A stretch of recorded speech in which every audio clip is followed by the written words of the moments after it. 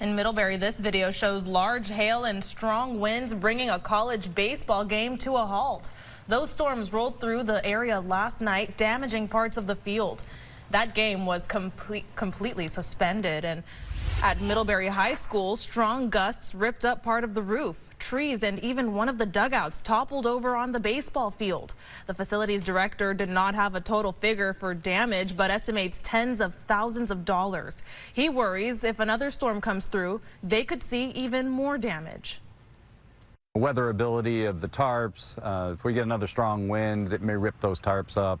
Might reopen the roofing. I feel like if we can take care of the roof problem quickly, that it won't impact school at all or any other schedules.